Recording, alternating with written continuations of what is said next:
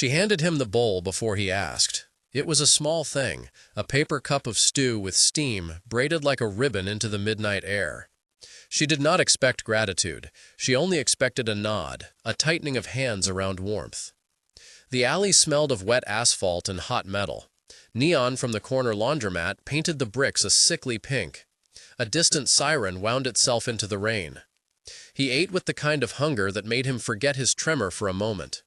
She watched his fingers, the thin skin like old paper, and she thought, everyone deserves a hot meal.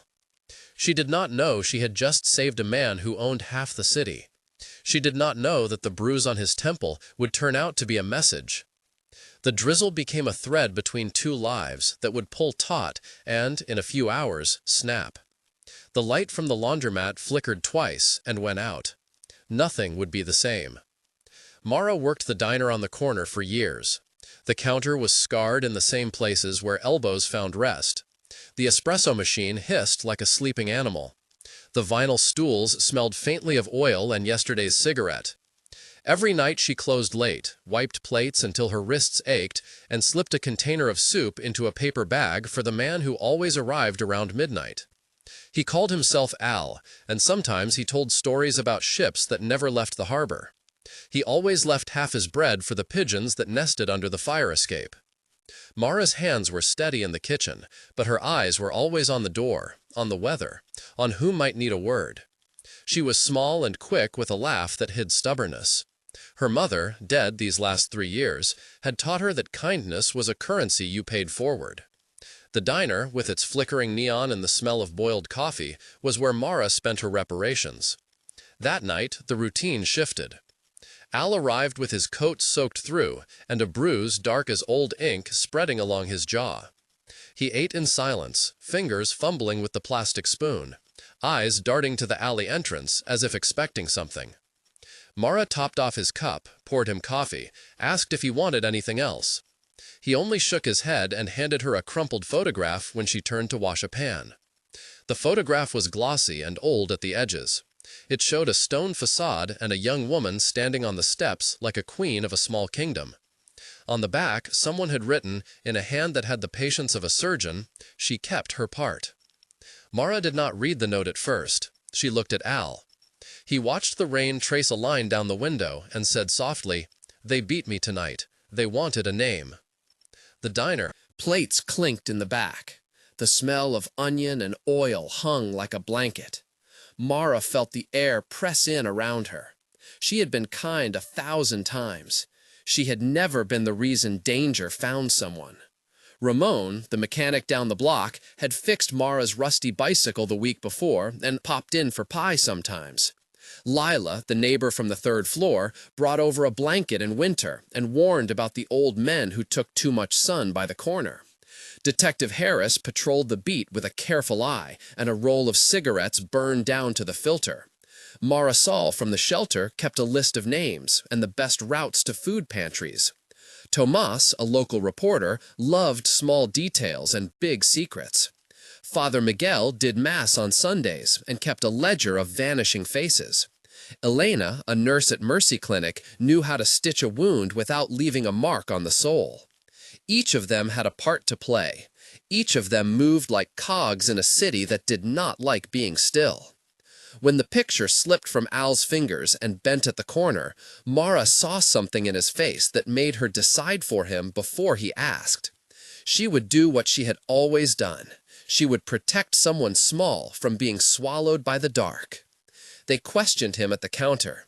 Dialogue between Mara and Al unfolded like a rope being thrown. Mara said, "Who did this?" Al said, "They wear suits." Mara said, "Where now?" Al said, "Everywhere." Mara said, "Do you remember names?" Al said, "I remember a woman named Livia." Mara said, "Livia who?" Al said, "Livia Mora. She worked the registry a long time." Mara said, "This is bigger than the alley." Al said, "I know."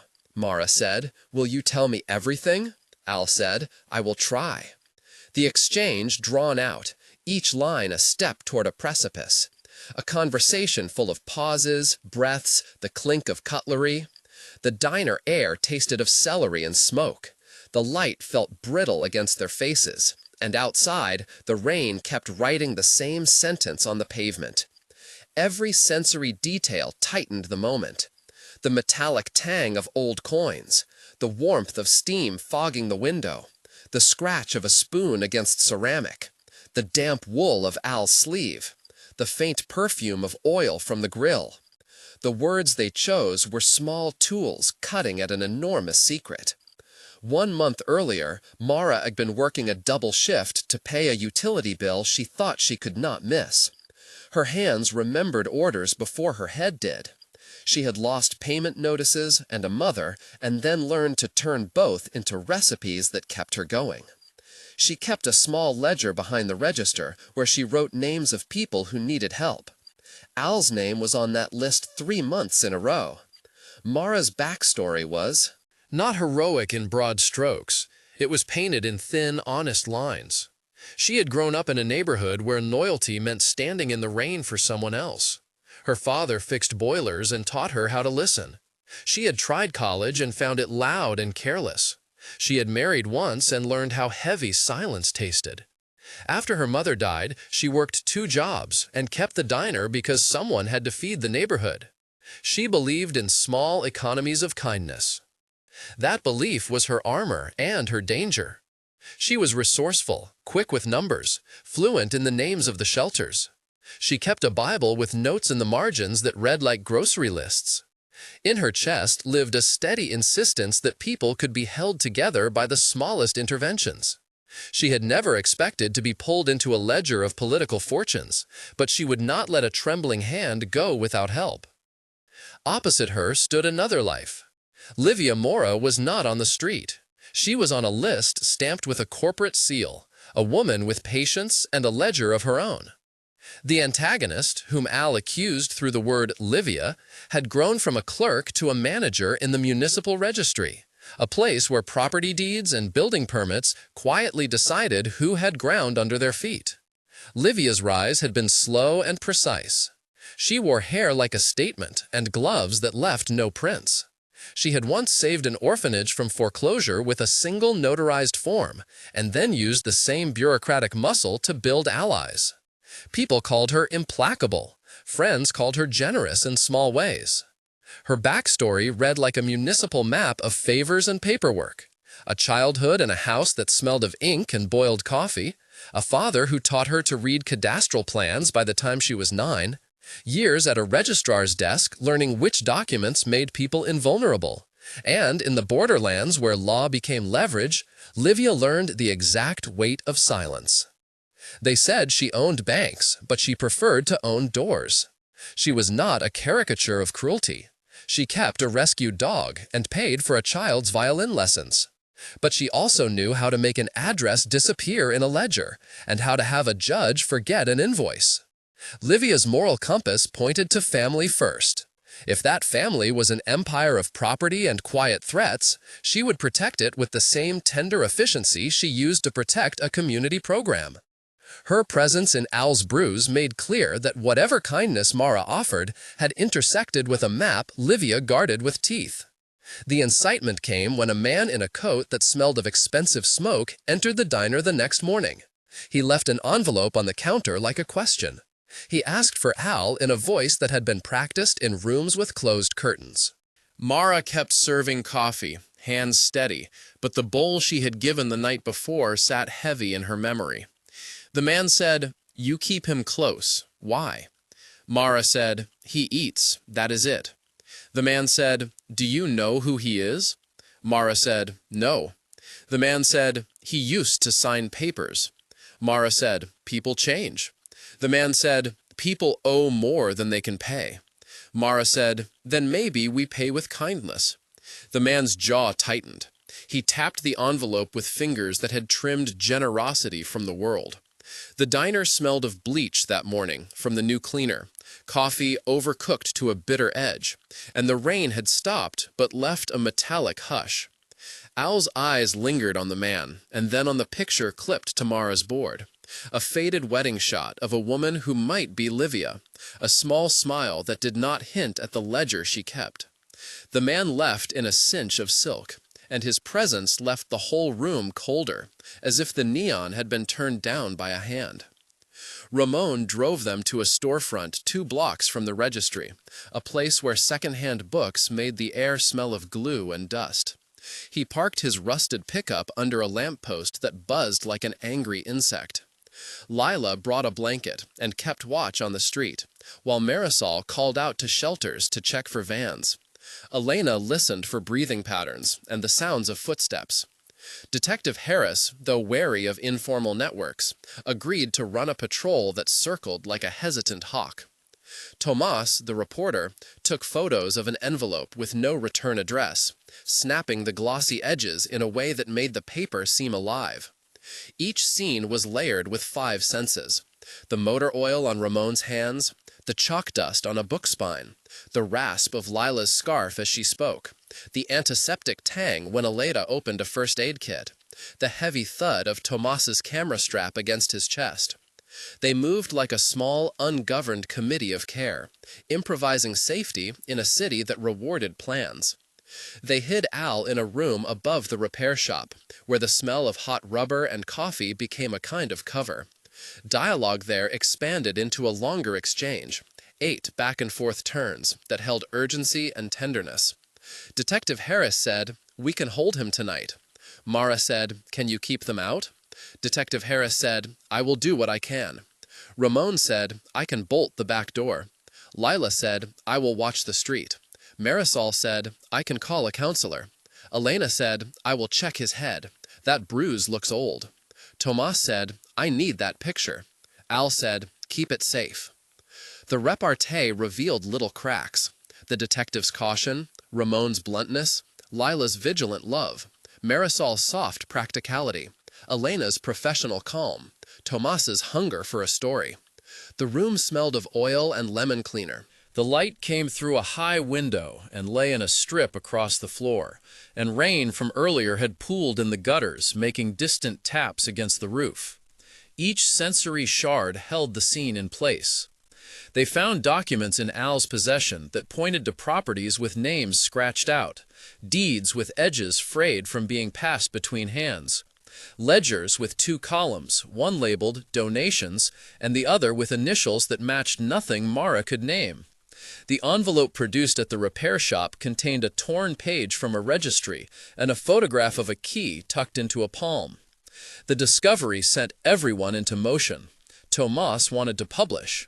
Detective Harris wanted to deliver the materials to a precinct evidence locker. Mara wanted to sleep, and knew sleep was dangerous now. They argued in low voices while the city outside continued to breathe. The procedural part of securing the documents required care.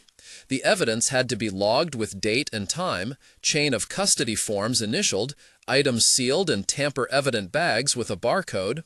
The protocols meant that what they had would be admissible and safe from being dismissed as fabrications. That description of procedure was precise and cold and necessary. A first moment of heightened tension came when Mara, checking the window, saw 3 silhouettes move past under a sodium lamp. The scene split into 2 short paragraphs, each one building pressure. She felt breath snag in her throat, heard a bottle break across the street, smelled the sweet sour of spilled beer, and tasted metal on her tongue. She thought of her mother's voice, "Do not trade safety for courage without a plan." The group froze like deer. The silhouettes paused, consulted a fingered phone, then walked on. Mara's hand, splayed on the glass, was a print on a page that recorded fear. The city kept writing in ink. Al finally spoke about Livia in a confession dragged out like a lodged stone. He said, "Her family had things. She kept them in books." He said, "She promised my sister a roof." He said, "Then the signatures came, and the roof went to paper." He said, "I said things to people." He said, "I collected documents." He said, "I burned some." He said, "I hid others." He said, "They beat me for what I knew." He said, "I did not turn them in." He said, "I could not." The cadence of his sentences made the room into a small tribunal. The confession sounded like old wood settling. 6 senses threaded the moment: the dampness of the chair fabric, the echo of a spoon hitting a saucer, the bitter smell of burned toast, the low hum of a refrigerator, the clasp of Mara's fingers on a photograph, the electric prickle on the back of everyone's necks. The moral stakes rose because confession made complicity visible. They tried to map the financial spiderweb. The forensic audit description that followed was technical and compact. Accountants would pull bank statements, trace transfers across shell corporations, examine notary stamps for anomalies, and cross-reference municipal permit numbers with property tax ledgers to reveal discrepancies. It required subpoenas. Subpoenas required probable cause. Probable cause required a complaint. The language of finance was unromantic. Asset tracing, lien notices, escrow releases. But in those dry terms lived the power to make papers speak. The audit would be slow and surgical, a methodical unraveling that took months, and the specific steps, retrieval of bank records, forensic analysis of transfers, identification of beneficiary accounts, would leave a visible trail. As the weeks folded, tension crested twice more. A second moment of raw fear arrived when someone tried to burn the repair shop late one night. Flames licked at the corrugated door, sending thick smoke tasting of plastic and burned rubber into the air. Ramon and Detective Harris worked the fire hose while Mara shouted names, lungs filling with choking heat. The smell was sulfuric, the heat pressed against skin like a living thing. They pulled Al from a back room, coughing, his jacket smoldering. 2 paragraphs put the scene into a tight knot. The siren squeal, the snap of collapsing wood, the glitter of embers on the asphalt. The fire felt like an answer shouted by whoever wanted the past to vanish into ash. The third and largest tension was the confrontation at the registry. Blocked from public view, a small room had been arranged for a mediated confession. Livia arrived in an outfit that absorbed light, her gloves off but hands steady. The room smelled of lemon polish and paper. The dialogue here needed to be long and precise. Livia said, "People think paper is neutral." Mara said, "People are not lines on a page." Livia said, "You meddle with things you do not understand." Al said, "You made my sister a promise." Livia said, "Promises are not always within my power." Mara said, "Then whose power are they?" Livia said, "You want simple answers in a complex town." Detective Harris said, "This is about accountability." Livia said, "You will ruin small lives chasing ghosts." Mara said, "Some ghosts deserve daylight." Livia said, "Daylight can be a weapon." Al said, "I kept papers. I thought I was protecting people." Livia said, "You protected the wrong ledger." The conversation moved like a chess game. Each move revealed motives and old debts. A confession unfolded, not as a melodrama, but as the slow opening of a safe. Livia's voice was equal parts apology and defense. She admitted to reallocating a small block of lots to a trust that benefited relatives, admitted to a whispered arrangement with a judge who had once been helped, but she denied direct violence. She did not frame herself as villain, she framed herself as a manager of hard choices.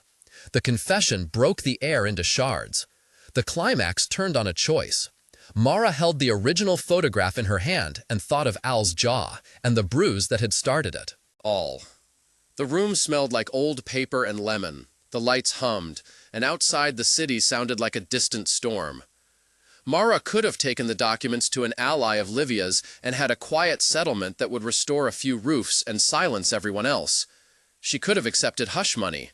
She could have given in to the argument that the system was too big for one bowl of soup to matter. Instead, she chose transparency.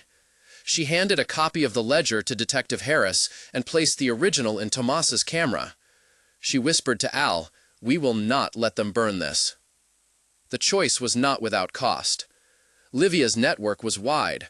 As Maya walked out to deliver the packet, a van idled and a driver scanned faces with a scanner as if tallying answers. The decision required force. A lock changed, an anonymous letter to an investigator in a different jurisdiction, a secure drop-off to a federal tip line. The procedure to transfer materials to federal investigators was described with exactness.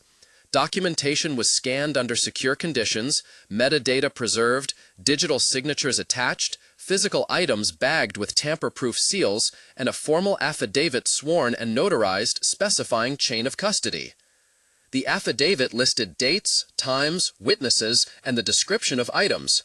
It would be filed with a United States Attorney's Office to initiate an asset forfeiture inquiry. These technical steps mattered because they prevented disappearance by design. Violence returned when a hired hand for Livia tried to intimidate Al at the shelter. He came with a look like a parked dog and words that smelled of threat. The altercation ended with glass and blood, a city ambulance arriving with lights washing the streets blue and red, the smell of antiseptic and adrenaline mixing. Al's hand was split.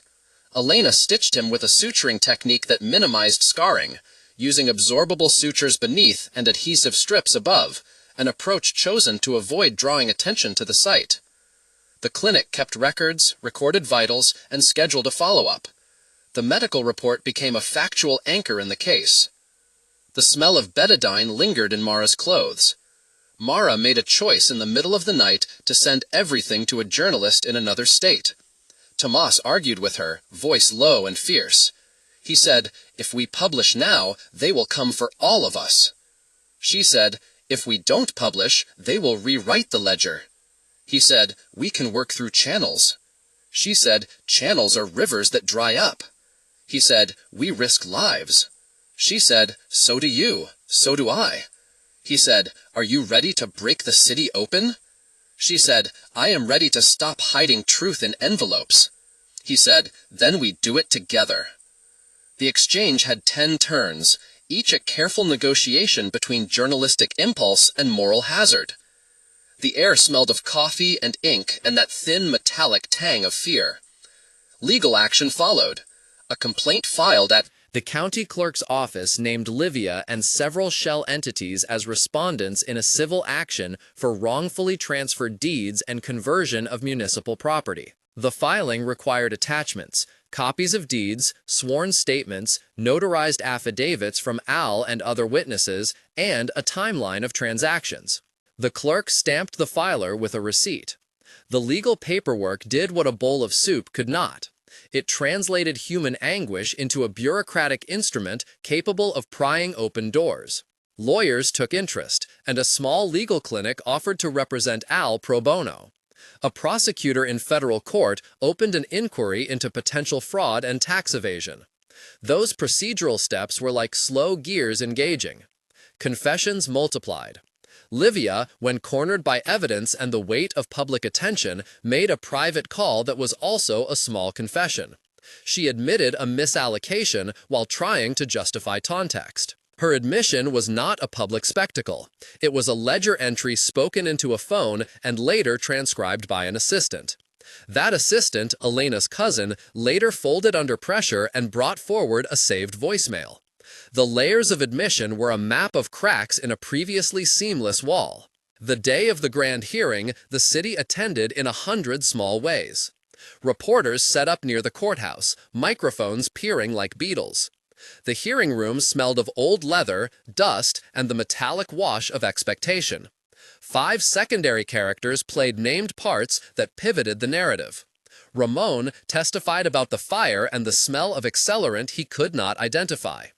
Leela provided an eyewitness account about men watching the diner.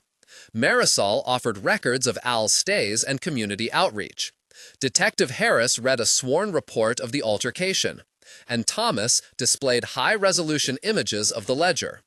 Each testimony moved the timeline like hands on a clock. The testimonies were sensory as well as factual. Ramon described the hiss of foam on burning rubber. Leela described the cadence of footsteps like a drum. Marisol described the quiet sound of pages being turned. Harris described the skin-level tension he felt when he met Livia in person. Thomas described the way light picked up the ink on a ledger page. Each testimony moved the timeline like hands on a clock. The testimonies were sensory as well as factual. Ramon described the hiss of foam on burning rubber. Leela described the cadence of footsteps like a drum. Marisol described the quiet sound of pages being turned. Harris described the skin-level tension he felt when he met Livia in person. Thomas described the way light picked up the ink on a ledger page. A confession by Livia, played on the tape recorded earlier, played like a bell.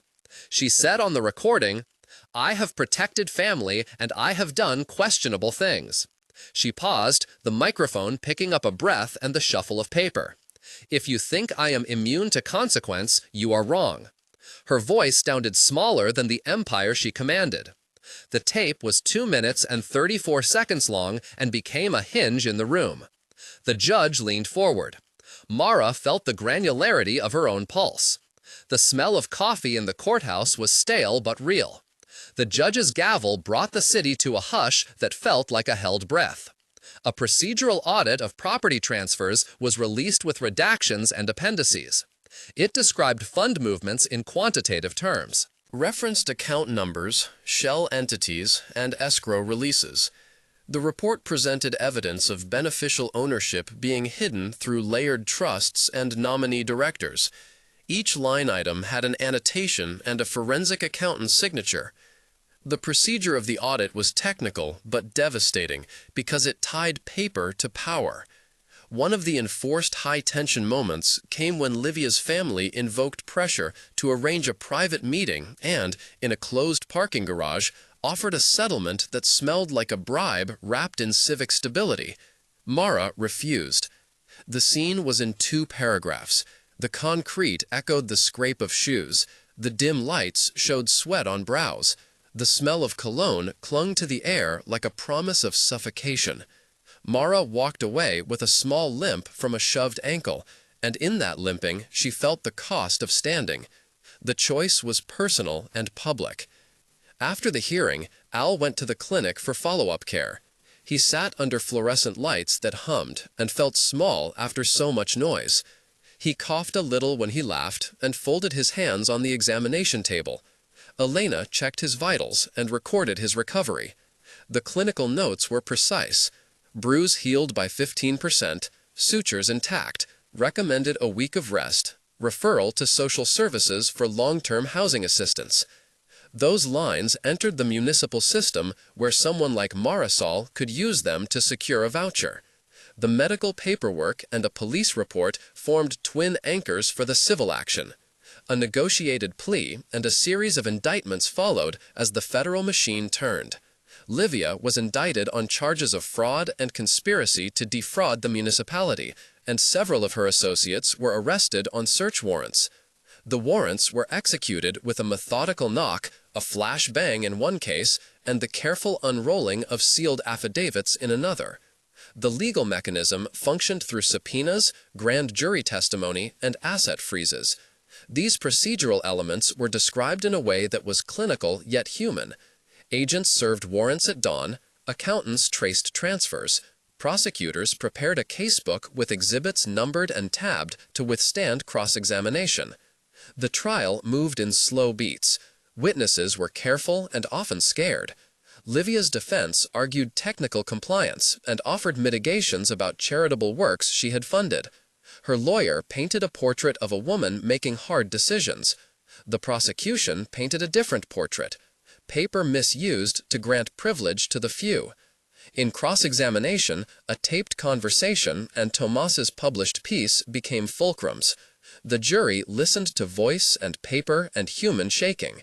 At the center of all this, Mara continued to serve soup at the diner, the counter still scarred in its familiar places, the espresso machine still hissing. She counted plates differently now. There was a procedural description of the asset forfeiture process that was necessary to explain the outcome. Court petitions listed named properties. A magistrate reviewed lien histories. An order for interim preservation was issued, and a receiver was appointed to manage contested properties pending resolution. That text, roughly 300 characters, explained how property could be held while legal claims were sorted, preventing transfers or secret sales. The epilogue unfolded in measured time. 1 month later, the city had its first small tremor of change. A local civil clinic celebrated a modest victory. A temporary restraining order prevented a scheduled sale of a set of row houses that had been secretly transferred. The community center marquee announced a donated piano lesson series that Livia had once underwritten and that the center now accepted with caution.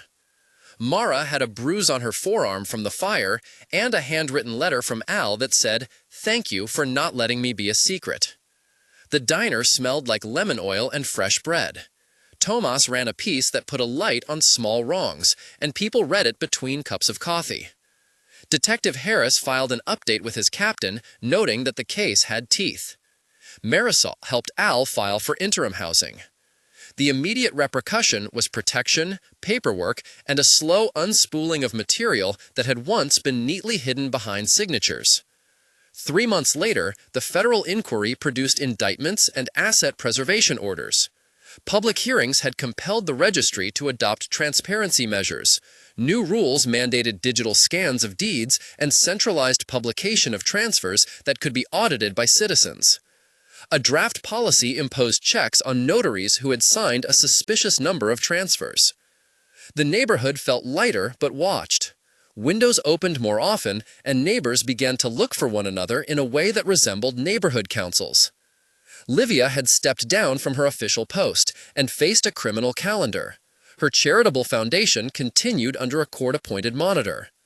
Al had a room of his own through a housing voucher and volunteered 2 nights a week at Mara's diner, folding napkins and learning to laugh without flinching. Tomas received a regional journalism award for a series on municipal corruption. Detective Harris was promoted and assigned to a unit focused on public integrity. Systems had been exposed and were, incrementally, being repaired. 6 months later, the changes hardened into a new shape. Several properties were returned to community trusts. An independent auditor's report recommended sweeping reforms to municipal oversight. A small fund was created by neighborhood donors and matched by a municipal grant to stabilize the row houses and convert some into affordable units. The diner had a new sign that read, "Open late, hearts open." Al taught storytelling nights, where he told tales of boats that never left port and the people who fixed them. Mara took a few weeks off and then came back with a steadier step and fewer lines of worry on her face. Livia awaited trial. The community had not been made perfect. Some families still lost what they thought secure. Some judges who were named in the case kept their seats. But the ledger had been pried open, and sunlight, however sharp, reached places that had been dark. The city felt less like a map held by a few hands, and more like a patchwork being stitched under many fingers. Along the way, small acts mattered. Father Miguel organized a tutoring program in the basement of the church that used a rescued piano to teach rhythm. Elena organized a clinic outreach that ensured wounds like Al's were documented. Ramon painted a mural on the side of the repair shop with a bowl of steaming soup in the center. Lila coordinated a neighborhood watch that was gentle and effective. Each of these actions registered publicly and became part of a larger narrative about repair. If you were in Mara's place, what would you have done? Would you have handed the photograph to an editor or kept it in a drawer? Tell us in the comments. Would you protect or would you expose? Type protect or expose and explain why. Your answers help others see the shape of courage and fear, and they help shape which stories we tell next. We read every response and use them to choose future episodes. Now come back with me, because there is the part where the city has to decide how to use the light it finally got. The conclusion held both consequence and tenderness. The bowl of soup that started everything was now a symbol of a choice that made the city ask for better accounting. Documents that had once been used to hide fortunes had been delivered to authorities and placed under microscope. People were charged. Some pled guilty, some claimed procedural mistakes, and some cases remained tangled. Mara returned to her counter, more aware of how a single act of kindness could tilt a ledger. The community repaired windows and roofs with funds reclaimed from the properties, and small legal reforms closed some loopholes. The city did not become Eden, but it learned to look. The final image was simple. Mara behind the counter, steam from a pot moving like a small white flag, a neon sign steady and warm, and Al at a corner table telling a story about a voyage that began in a shallow harbor. If this story moved you, subscribe to hear more narratives that look at the people behind the headlines. Share your thoughts. The city may be half-owned, but ordinary hands still hold the rest. And sometimes, a bowl of soup is the first line of a map toward justice.